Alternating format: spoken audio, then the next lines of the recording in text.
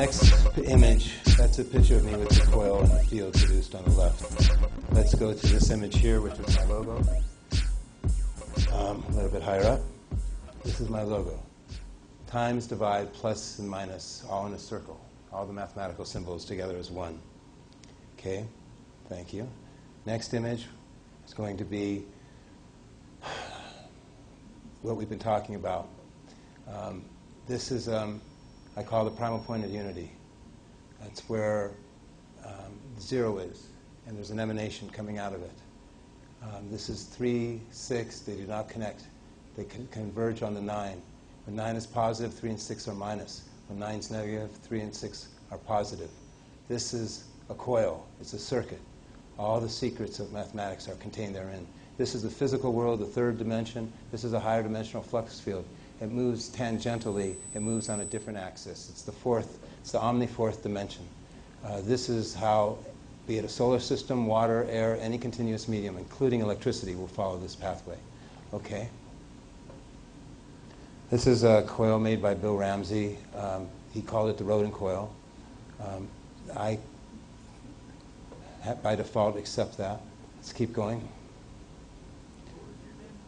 I called it a flux thruster atom pulsar because of the fact that there's an emanation coming from it, that it's a reactionless drive, that no matter what weight you put into it as a spaceship, this is the nozzle. It's a positive one-way. It's an electrical venturi. I'll go into it more. This is the emanations coming, activating the family number group 369, positive 369, which are separated by negative 39369. That's the gap space. These emanations are actually in thirds. They're tangential, so when this emanation is here, this emanation really is at a whole different reference position in space. It makes the coil into a gyroscope. I've discovered the secret of gyroscopic spin. Okay, let's keep going. This is the coil turned on. That space in the center is a perfect tor right there. That's a hole. I predicted that. This is a magnetic field. That's the electrical venturi. It creates a negative space-time implosion. It's essentially a black hole, man-made black hole on the laboratory workbench. My voice is a little harsh. Can everybody still hear me properly? That fractaling of the magnetic field has raised a lot of eyebrows, the Ferning effect. That magnetic field, for the amount of copper and the amount of energy, should not exist.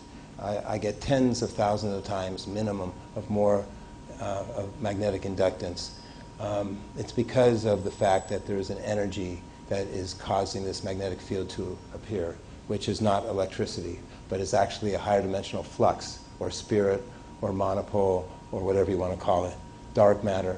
Okay, let's keep going. We'll always come back in another way and describe it another way. This is called the toroid number map, or Abha torus. All these numbers are pieced together such that every function, every known equation, every branch of math is combined into a donut. It's self-determining. I didn't pick the donut shape. It was the only result that could occur. That's because that's the shape that energy survives and transforms and renews itself. Energy comes in one way, comes out the other way, only to return. It's because this is a heat sink. This is a hot spot, and this is the coolant system, how it works. Cycling out to the outer ergosphere, out the bottom, and taking it back in once it's cooled again. It's essentially like a engine bathing itself constantly. That's what the stars, planets are. This is maintaining its temperature. It has, even though it's, I don't know what, 5 tens of thousands of degrees Celsius, it cannot over-exceed its temperature or it would incinerate. Even a black hole will burn itself out. It maintains a constant temperature by sucking in more planets, more stars. Is that me? Okay. Mr. Rodin. Yes. How is that principle in reference to life itself as human being life, the renewing and regeneration and all this modeling the universe? How do you mean exactly? In terms of at the end of someone's apparent lifespan, and then how it turns into the black the whole travel of the whole journey in life, not just technology? I'll be brief, but I'll come back to it when we have a better illustration. We all, not all of us, some don't believe it, but the soul we believe is immortal, but I don't think that's the crux of his question. Our bodies are made out of countless stars out of the past. We're made out of stardust because eventually, because that's the nature of matter, it's transformed, renewed, and purified by being sucked into this hole where it's heated up, churned together, and comes out as a gaseous plume through space. That's what a pulsar is. Let's keep going and I'll come back to it. This Fibonacci prime number, Steve, go kind of quickly. It's a lot of text. Keep going, stop. Well, this is an article done by Professor Scott Nelson. It's never been circulated to the public before. He discovered that the growth of plants are synonymous with the discovery of this math, the Rodin coil, and the coiling in life and nature. So the discovery isn't something that is only inert material, but it's actually all existence takes this shape and form, even living beings.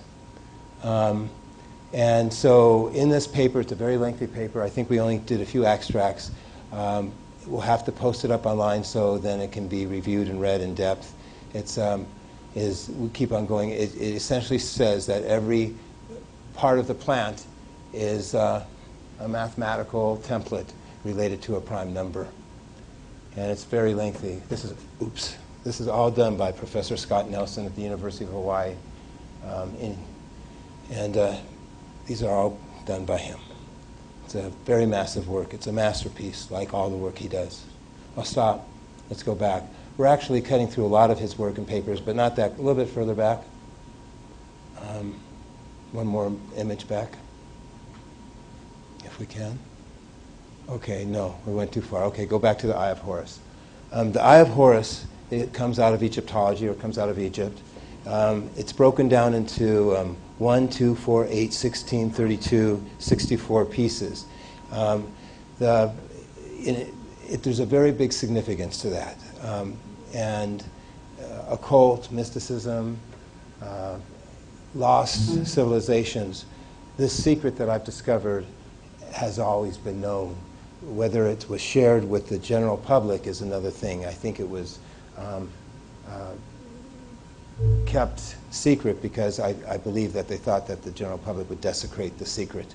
But it's the reverence they had to it, the holiness, and the significance of it. I think that they revered and honored it significantly. Usually that's put on people when they die. I'll come back to Egyptology again with the next illustration. This is the Rodin Coil, done by a book. Has to do with the Keys of Enoch. J.J. Hurtek claimed that he was taken up by aliens into space, and while he was in space, he saw these huge rivers of light, of energy flowing through the universe. I have no way of knowing if that's true or not, that occurrence took place. But in the book, he gave forth that when he asked the aliens what it was, they said that that was the electromagnetic grid for the universe, how energy is distributed naturally through space. And they gave him this mathematical code of these 9 numbers that said this was the code for it. Now, Professor Nelson has mastered my work. He's put in, I don't know, 50,000 hours of study. I don't know if that's humanly possible, but it's massive, exhaustive research. And thus he's very adept, and he has the skill and the ability to know what to do. And he took these numbers, he put them on a tile, and he knew what number would go where and laid it out based on the doubling circuits and the 396, the gap space. But what happened is that he had different faces of a pyramid. He did not expect to have this, different sides. I won't explain all the mathematics, but there's a significance to the multiplication series on the corners. There's significance of the doubling circuits in 693 and how it worked. I won't take a question on it, even though there might be some, just because it needs to be published and it needs to have a lengthy discussion. The pictures here, the numbers are here, and it can be studied for greater depth and review. Again, it's 4 Rodin toruses making a pyramid because of the doubling circuits. The number pattern changes at a right angle when it hits the vertex or corners. It's a very significant work, believe it or not. Okay, please, it's a whole other approach. It shows that the torus has a relationship to the pyramid. That's what I always try and do. Try and make a connection that comes from out of right field, that instead of proving just something new, it actually ties together everything else. That's all that we knew and takes it to a whole nother, horizon.